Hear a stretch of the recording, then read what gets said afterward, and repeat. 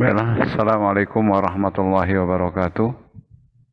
Waalaikumsalam warahmatullahi wabarakatuh. Selamat pagi untuk kita semua. Syukur alhamdulillah kita bisa berjumpa pada kesempatan pagi menjelang siang hari ini untuk kita melanjutkan perkuliahan mengenai rangkaian listrik DC.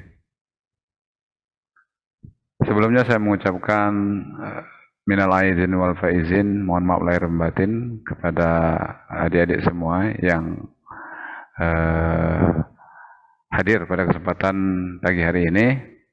Mungkin dalam setiap pertemuan kita dalam perkuliahan terdapat kesalahan dan kesilapan saya pada kesempatan yang baik ini mohon maaf lahir dan batin untuk adik-adik semua.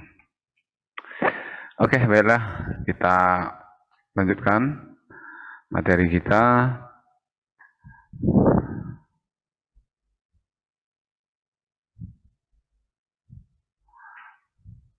Screen saya sudah terlihat?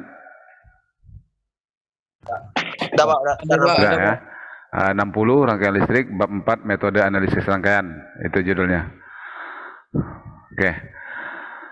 Jadi adik-adik semua, kemarin kita sudah belajar mengenai teorema hukum-hukum dasar kemarin. Hukum-hukum dasar dalam rangkaian listrik. Sekarang kita masuk ke metode analisis rangkaian, merupakan kelanjutan daripada hukum-hukum atau penerapan hukum-hukum dasar daripada rangkaian listrik. Metode analisis rangkaian sebenarnya merupakan salah satu alat bantu untuk menyelesaikan suatu permasalahan yang muncul dalam menganalisis suatu rangkaian. Bila mana konsep dasar atau hukum-hukum dasar seperti hukum Ohm dan hukum Kirchhoff tidak dapat menyelesaikan permasalahan pada rangkaian tersebut. Jadi ada kalanya dalam suatu rangkaian yang tentunya itu akan bersifat kompleks, tidak bisa diselesaikan secara langsung dengan menggunakan hukum Ohm ataupun hukum Kirchhoff. Contohnya kalau hukum Kirchhoff, ini contohnya ya, ini percabangan ini, kita tahu arusnya adalah yang dari sini sama dengan misalnya sini tambah sini gitu. Secara langsung tidak bisa kita tentukan berapa arus-arus pada percabangan tersebut. Makanya digunakan metode analisis rangkaian.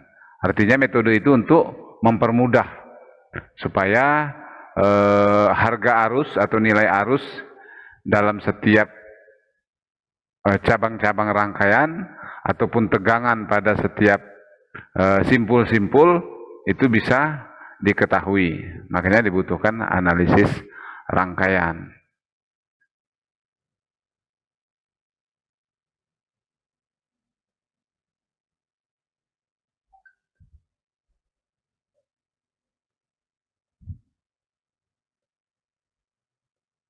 Oke, yang pertama itu adalah analisis node atau analisis node. Sebelum membahas metode ini, ada beberapa hal yang perlu diperhatikan. Jadi kalau kita membahas metode analisis node ini, ada yang perlu diperhatikan, yaitu pengertian mengenai tentang node atau node.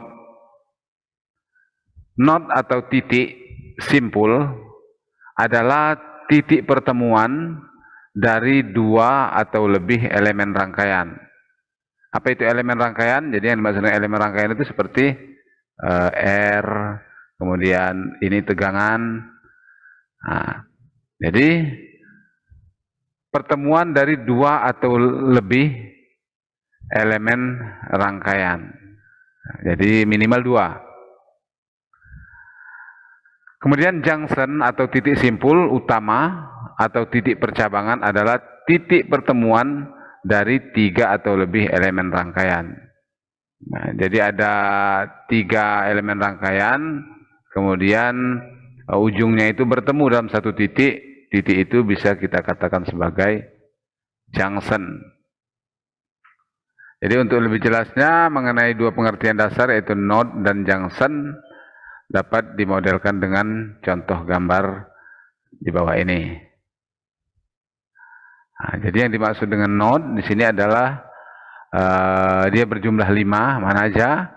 Yaitu A, ini, kemudian B, sini, kemudian C juga,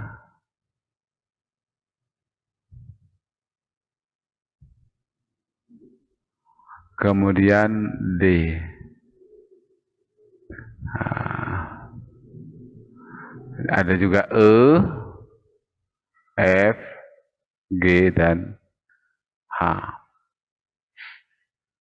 Nah, itu node. Kemudian junction ada 3, yaitu kita tandai. Junction itu adalah B, kemudian C, kemudian F, G,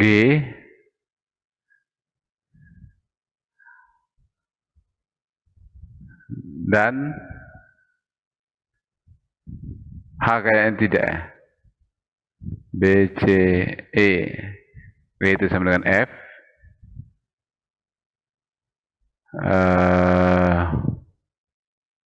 Ya, E itu ketemu dengan F. F ketemu dengan G. Kemudian dengan H. Jadi yang jelas itu B sama C, kemudian E, F, dan G, dan H itu adalah sama. Jadi jumlah junctionnya itu ada 3. Oke, kita ulangi lagi ya untuk pemahaman lebih jelas lagi. Supaya lebih jelas. Dari pengertian di atas berarti node-nya itu ada 5, A,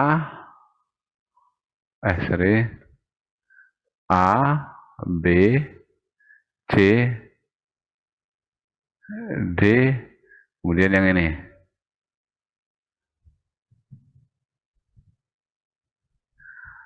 Kemudian junctionnya ada 3, B, C, kemudian E, F, G, H juga dalam hitungannya 1.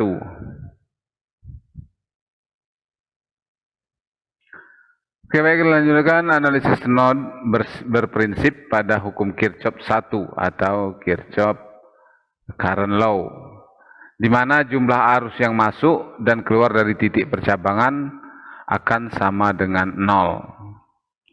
Nah, jumlah arus yang masuk dan keluar titik percabangan sama dengan 0. Di mana tegangan merupakan parameter yang tidak diketahui. Nah, di sini parameter tegangan tidak diketahui.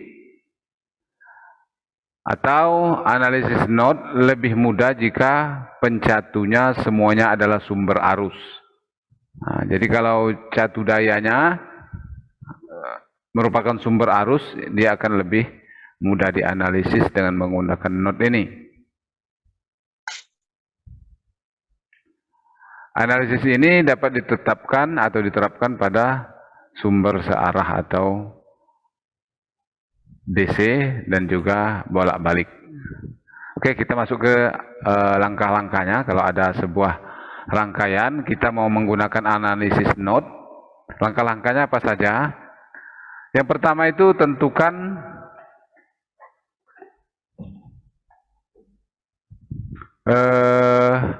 not referensi sebagai ground atau yang mempunyai potensial sama dengan 0. Jadi kita tentukan referensinya dulu ya, referensinya. Tentukan referensinya. Kemudian tentukan node voltage, yaitu tegangan antara node non-referensi dan ground. Kemudian asumsikan tegangan node yang sedang dihitung bernilai lebih tinggi daripada tegangan node manapun. Artinya kita mengumpamakan tegangan node yang kita pilih sebagai referensi tadi itu lebih tinggi daripada tegangan manapun. Sehingga kalau dia lebih tinggi berarti semua arus itu arahnya dari node keluar ke titik yang lain. Jika terdapat n buah node, maka jumlah node voltage adalah n dikurang 1. Jadi node tegangannya adalah n dikurang 1. Kemudian jumlah node voltage ini akan menentukan banyaknya persamaan yang dihasilkan. Oke, itu. Sekarang kita masuk ke contohnya. Ada sebuah contoh seperti ini. Nah, tentukan nilai I dengan analisis node katanya. Nah, ini I yang ditanya itu yang ini ya. Yang arahnya kemari. Nah,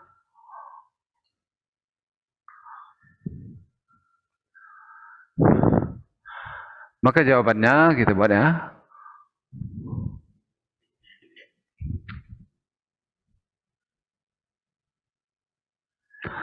Pertama tentukan node referensinya atau groundnya. Mana ini kita buat?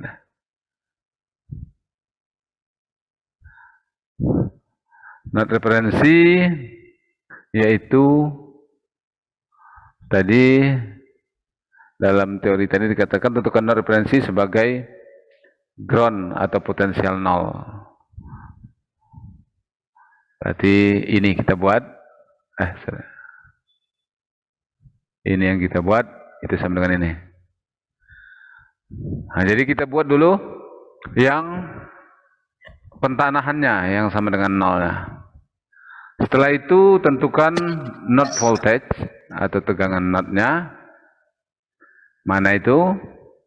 Yaitu V1 di sini. Nah, node voltage-nya kita buat di sini.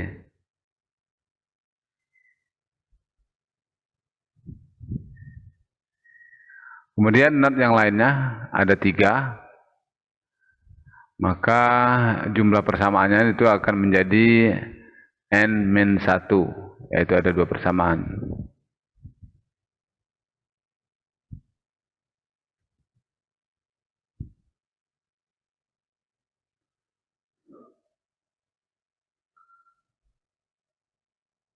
Jadi ada 3 node ini mana ya? Si node-nya ini 1 ya. Ini 1. Satu lagi yang mana? Satu lagi tentunya yang referensi. Nah, karena seperti itu kan? Ada 3. Maka akan muncul 2 persamaan. Gimana caranya? Kita tinjau dulu node 1. Saya hapus dulu supaya jelas. Ini kita tinjau dulu. Sigma I, jadi dia ini berbicara mengenai arus yang masuk dan keluar daripada titik node tersebut. Sigma I sama dengan 0, yaitu mana saja arusnya? Ini 4 ampere, berarti 4,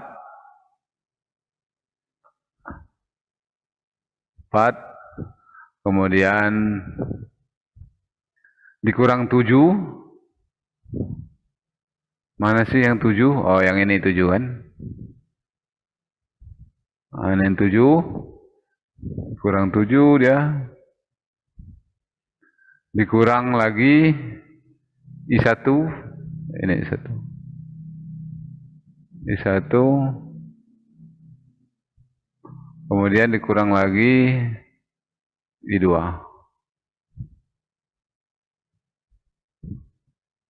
Itu sama dengan 0.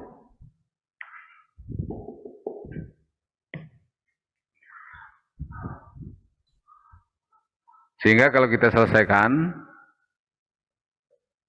dari sini itu sama dengan 4 dikurang 7 itu sama dengan minus 3, minus I1, minus I2 sama dengan 0. Sehingga kita pindahkan ruasnya menjadi minus 3 sama dengan I1 tambah I2.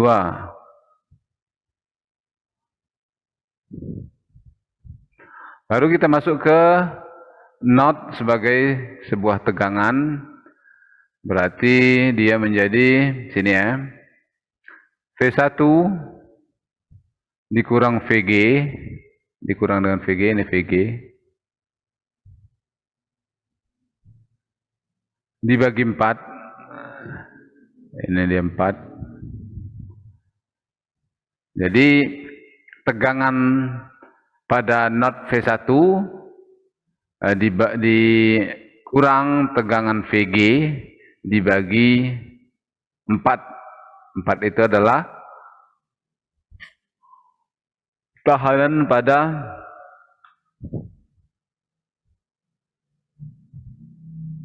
titik antara not V1 dan ground.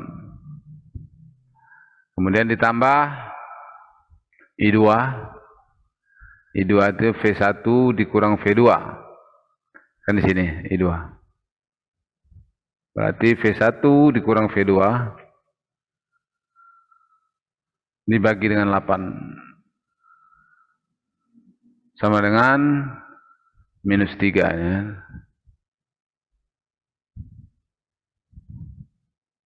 Kita ketahui bahwa VG itu sama dengan 0 sebagai referensi.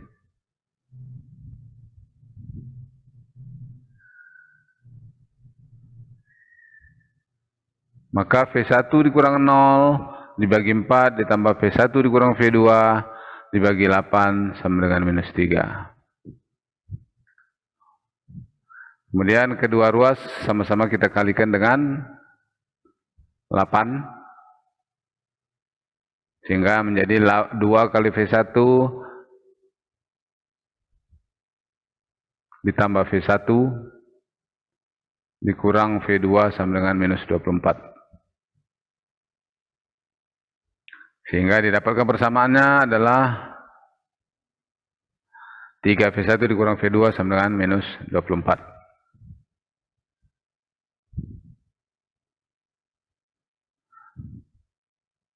Kita tinjau not 2. Not 2 itu yang ini. Sigma I juga sama dengan 0. Yaitu 7 dikurang I1 mana 7? Ini 7. Jadi kita anggap dia harusnya masuk kemari.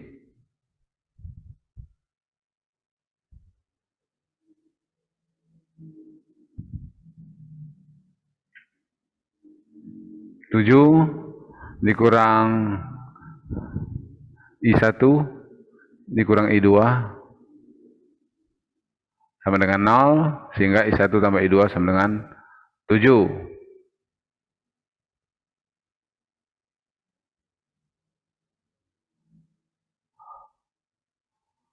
Kemudian kita balik lagi, V2 dikurang V1, untuk mencari arus I1 itu kan V2 dikurang V1 per 8, ditambah I2 itu, ini I1, sementara I2 itu sama dengan ini. I2 sama dengan V2 dikurang VG, karena ini V2 dikurang VG, sini pengurangnya. Dibagi 12 sama dengan 7. Kita ketahui VG sama dengan 0, maka V2 dikurang V1 per 8 tambah V2 dikurang 0 per 12 sama dengan 7.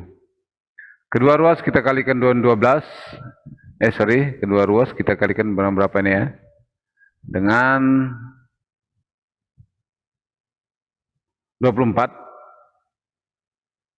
Sehingga menjadi 3 kali V2 dikurang V1 tambah 2 kali V2 sama dengan 168. Akhirnya dapat 5V2 dikurang 3V1 sama dengan 168 persamaan 2. Dari kedua persamaan tersebut, persamaan 1 yang ini, persamaan 2 yang ini, baru kita lakukan namanya metode eliminasi atau substitusi. Ini metode yang bisa digunakan. Ini dieliminasi dulu ya. Ini eliminasi, tahu kan? Eliminasi kan? Bagaimana kita menghilangkan satu buah variabel. Ini yang kita hilangkan adalah V1. Berarti dia harus dijumlahkan. Ketika dijumlahkan, minus V2 dikurang 5V2 menjadi 4V2. Minus 24 ditambah 168 menjadi 144. Sehingga diperoleh V2 itu sama dengan 36 volt. V2 dapat dimasukkan ke salah satu persamaan dengan substitusi namanya. Ke yang ini boleh, ke yang ini boleh. Kita cari yang paling sederhana. Yang ini lebih kecil kan. Kalau ini kan angkanya 168 lebih besar.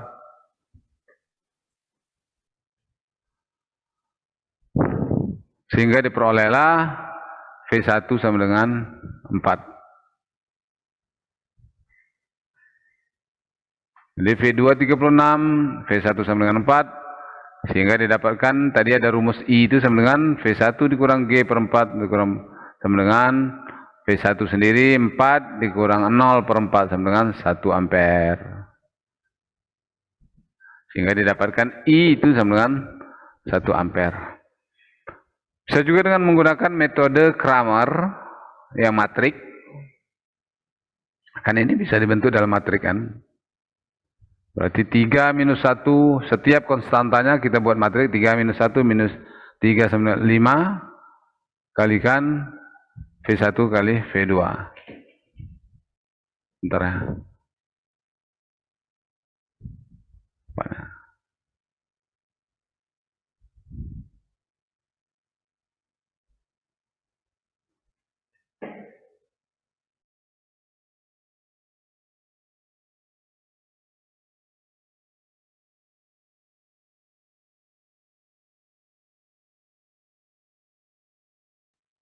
Oke, silakan kalau ada yang mau tanyakan, yang belum mengerti, silakan aja. Sembari kita mantau ada dari urutan langkah-langkahnya atau penentuan nodenya yang belum mengerti, silakan ditanyakan. Pak, permisi Pak. Iya, silakan. Apa namanya? Bapak ngomongnya kecepatan, jelasinnya Pak. Apanya yang kecepatan? Jelasin tadi yang cara substitusi sampai itu yang habis. Yang mana? Coba jelas sedikit lah ininya, bilangnya yang mana? Yang dari cara substitusi itu Pak, ngomongnya jelasinnya Bapak kecepatan.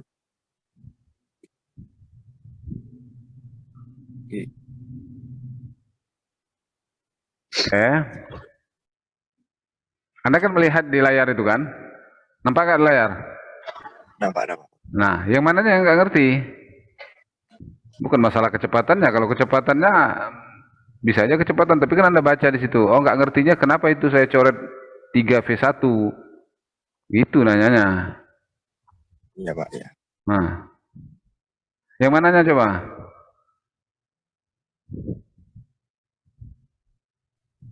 Yang itu Pak, yang dari V2 dimasukkan itu Pak ke salah satu persamaan. V2 sama dengan 36 volt. Ya kan? Oh iya Pak, ya.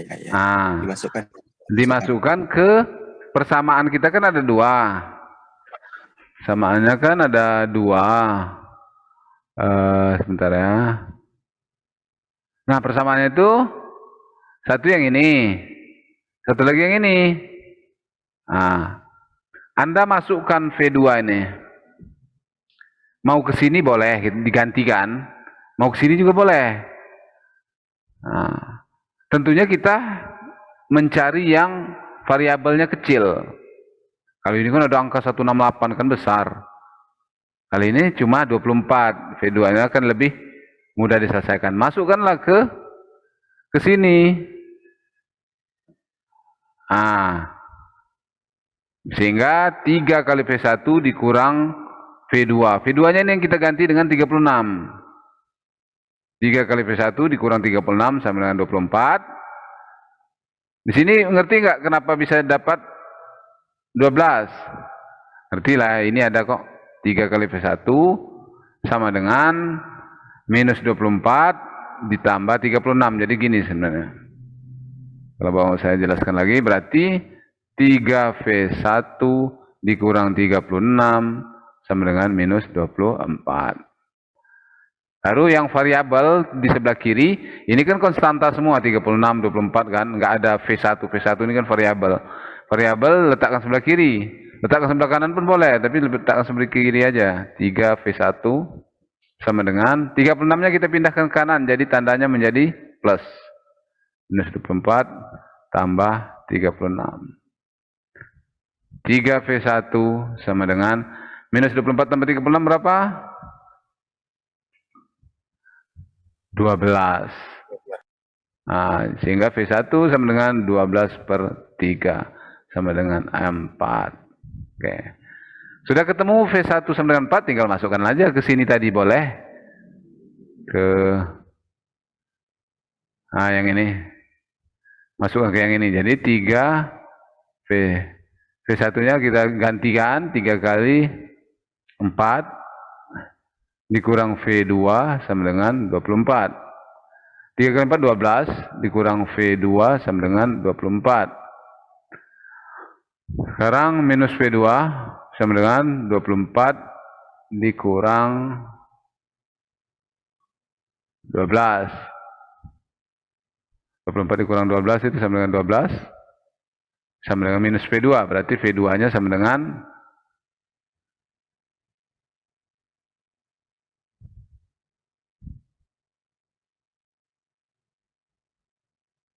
V2 sudah ya tadi ya. V2 36 volt. V2 ada diketahui, tinggal kita cari V1 tadi kan. Mana tadi V1? V1-nya diketahui 4. Kalau kita masukkan ke sini pun nanti hasilnya akan sama gitu. 3 kali 4 dikurang V2 sama dengan 24, minus 24 kan. Sorry, ada minusnya tadi. Sorry, ini nggak perlu dilakukan karena kita udah ketemu tadi ya, 36. Sudah dapat V1 dan V2, barulah kita cari arusnya. Cari arusnya. Arusnya bisa diketemukan sama dengan 1 ampere. Yaitu I itu pada gambar ini kan. Gambar ini kan, mana tadi I yang dicari itu yang mana? Yang ini. Adalah V1 dikurang VG per 4. V1-nya kan kita belum tahu tadi. Setelah diketemukan V1, tinggal masukkan aja berarti. Sini V1 dikurang VG per V1 dikurang VG per 4 ohm. Itulah sama dengan I1 yang kita cari. Sama dengan V1 4 dikurang VG 0 per 4. Sama dengan 1 ampere. Oke? Duta, udah jelas di Duta? Udah, Pak. Siapa tadi yang bertanya tadi? Duta ya? Iya, Pak. Duta. Diki Arya Duta. Panggilannya apa nih? Duta aja, Pak. Hah? Duta. Duta aja? Nggak Diki? Oke, Diki Arya Duta udah jelas. Kalau belum jelas, tanyakan lagi. Ya, Pak.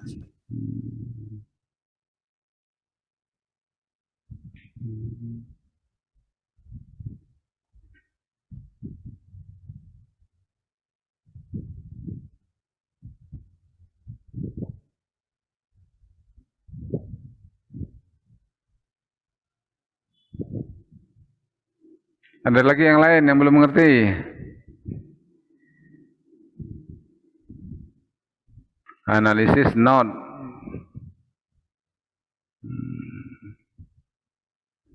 Oke.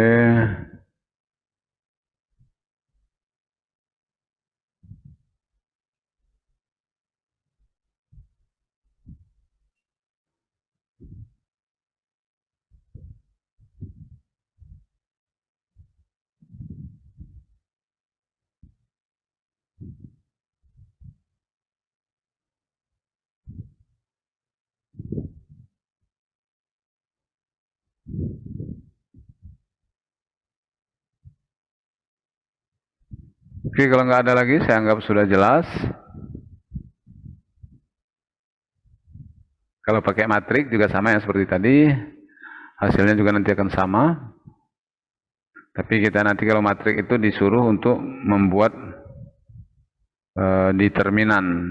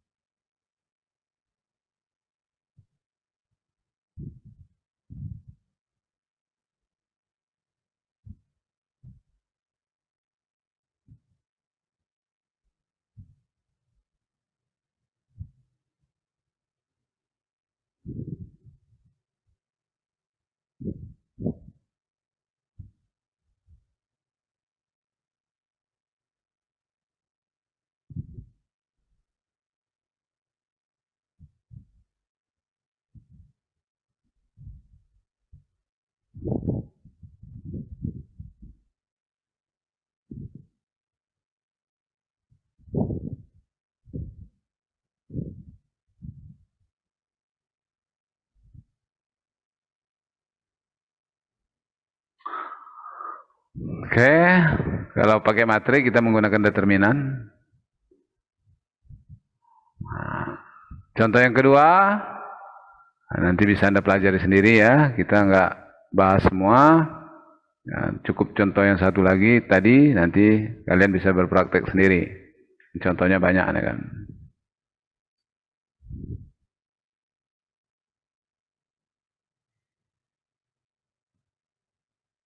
Yang kedua adalah analisis mesh atau arus loop. Nah, ini yang paling sering digunakan dan paling favorit. Kalau saya paling favorit itu mesh ini, gitu. Karena dia paling gampang lah, enggak. Sebenarnya gampang semua, tergantung kita lah. Karena masing-masing orang juga ada yang bilangnya yang ini gampang, yang mudah, tergantung otak mana yang dipergunakan untuk berpikir. Nah, makanya ada banyak metode-metode ini. Ada orang mungkin loop dia susah, not lebih mudah gitu kan, tergantung inilah karakter masing-masing. Analisis mesh, arus loop adalah arus yang dimisalkan mengalir dalam suatu loop atau lintasan tertutup. Nah, ingat ya, lintasannya tertutup. Arus loop sebenarnya tidak dapat diukur.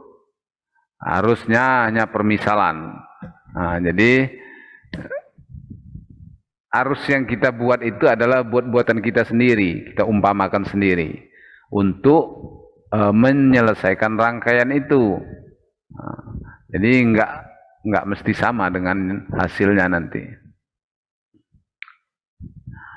Berbeda dengan analisis node, pada analisis ini prinsip pada hukum Kirchhoff 2 atau Kirchhoff Voltage Law, di mana jumlah tegangan pada satu lintasan tertutup sama dengan 0 atau arus merupakan parameter yang tidak diketahui.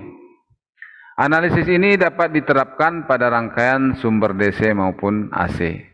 Jadi analisis rangkaian ini nanti akan Anda gunakan pada mata kuliah berikutnya. Ya.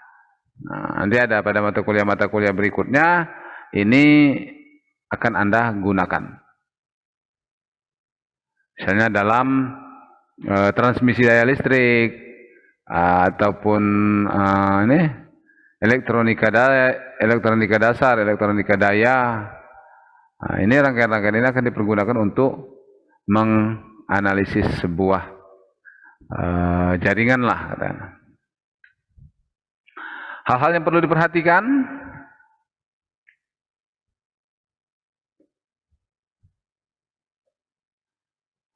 Nah, jadi hal-hal yang perlu diperhatikan. Buatlah pada setiap loop arus asumsi yang melingkari loop. Pengambilan arus loop terserah kita. Yang terpenting masih dalam satu lintasan tertutup. Nah, arahnya terserah kita.